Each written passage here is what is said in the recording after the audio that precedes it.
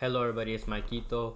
Quickly going over yesterday's picks. Overall, it was a 4-3 day. I had 3 out of plays. One of them pushed, but when it comes to the first game, the Spain versus France game, our 2 misses were Rabiot and Olmo. Spain were up.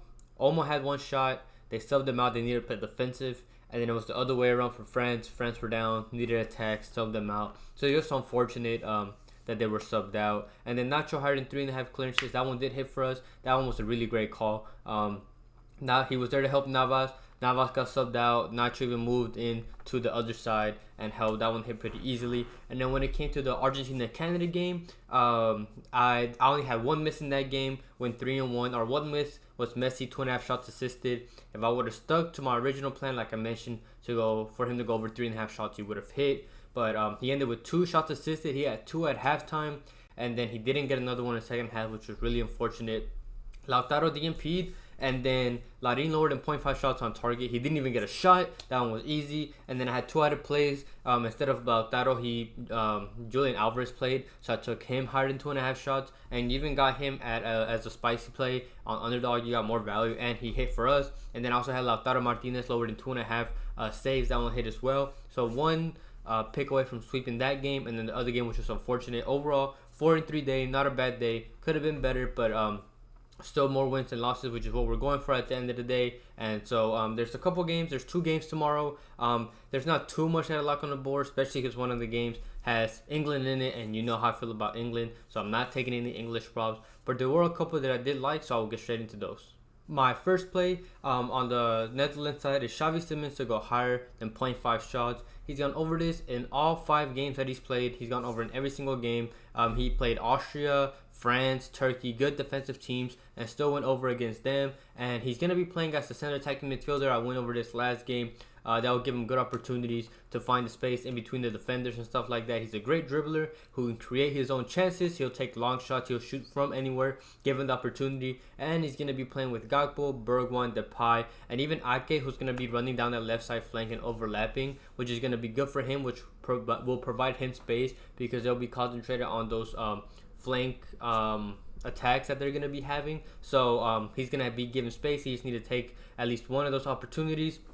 And England's defense has been leaky at times, especially against big teams, like against Denmark and even Serbia. They allowed a lot of shots. And now they're going against the Netherlands, who have a good attack. And he's gone over in all 5 games. We just need him to take one opportunity. He's going to get the chance. It's just whether he shoots it or he passes it. I'm sure at least one of them he'll shoot, so I feel pretty good about this one. If Xavi Simmons to go higher than 0.5 shots. My next play is on the Copa America game. It is Federico Valverde to go higher than 44.5 passes, playing for Uruguay going up against Colombia. He has gone over this mark in 3 out of 4 games. When he played the games, he had 48 passes against Panama, where they had 55% of the ball. He went over against Bolivia with 54, where they had 60% of the ball. He went over against the U.S. with 52, where they had 50% of the ball. And then the only under that he had was against Brazil. He had 41. He went right under this mark, and they only have 40% of the ball. And the reason why he went under, my opinion, is because they were a man down in the last 15 minutes. If they would have been a man down, he just would have needed 4 more passes. He would have easily hit this mark. And when you look at Colombia's, their first 2 games especially, they gave Panama 49% of the ball and Brazil 51% of the ball. Against Costa Rica and Paraguay, they only gave them on average 33% of the ball. But against Panama, who's a decent midfield team that can hold possession, and Brazil, another good team that can hold possession, they had around 50% of the ball. Gave the other team 50%. So I expect this game to be 50-50. And you can see Valverde against the U.S. where they have 50%, he had 52. And even against Brazil where they had 40, he went just under this mark.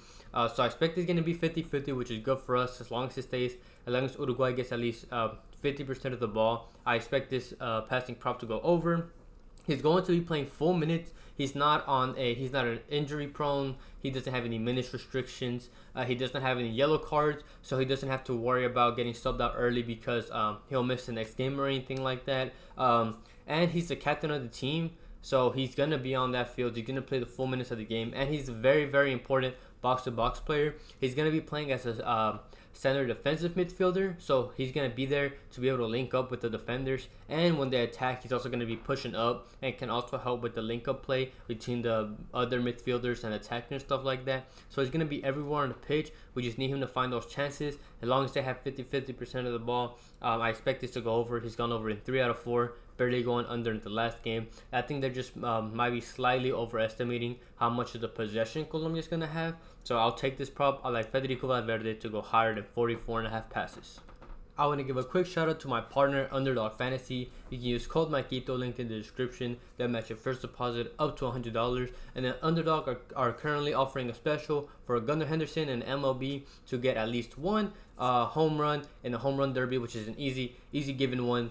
So that's available for anybody who uses Underdog. And if you don't have Underdog and you use my code and you sign up, you also get a free play for just signing up. So you're gonna have one free play with Gunnar Henderson, and you're gonna have one free play with just signing up using my code. So yes, 2 free plays you can get if you don't have Underdog. So you might as well take advantage of that. It's free. Might as well take advantage of those. And then I also have my memberships available on YouTube. If you're interested in those, it's for those that want to get the content out early before anybody else, to try to avoid potential bumps and plays getting taken away. And it's also a great way to support the channel if you guys are ever interested in doing that. And then I also have my Cashapp and my Fliff codes in the description if you want to ever donate or are feeling generous. But other than that, I really want to appreciate anybody who supports me in any way.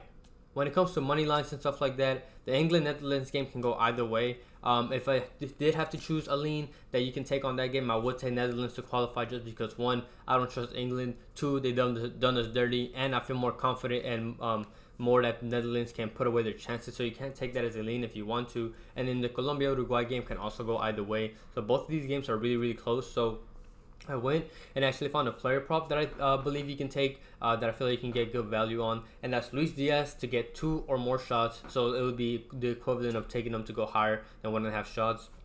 Playing for Colombia, going up against Uruguay.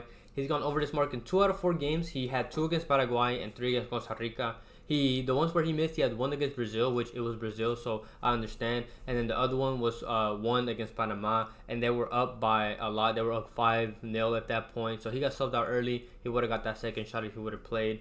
And the main reason why I like this is because Uruguay, who's their right back, who's been really solid for them, Nandes, is suspended for this next game because he got a red card, which is good for us because he's gonna be, instead in there, it's gonna be Varela very likely. So I think there's a good chance for him to exploit that matchup. A player is not nearly as good as Nandes, and not nearly as aggressive as him either. So I feel like Luis Diaz is gonna have plenty of opportunities to exploit him, run past him, dribble past him. He'll cut inside and he'll shoot if he has to, and I expect him to play full minutes.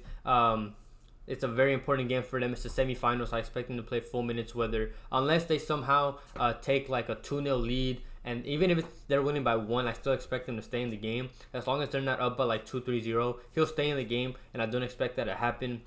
And if you look at his averages in the league, in the English league, which is a tough league, he averages 3.2 shots per 90. We just need him to take 2. And like I said, he'll cut in, he'll shoot from range if he has to outside the box. If not, he'll go in the box, cut in there as well, and he'll shoot from there. He can shoot with both of his feet. We just need him to take 2 shots against a matchup that he can exploit. And I expect him to play good minutes. I like Luis Diaz to take 2 or more shots.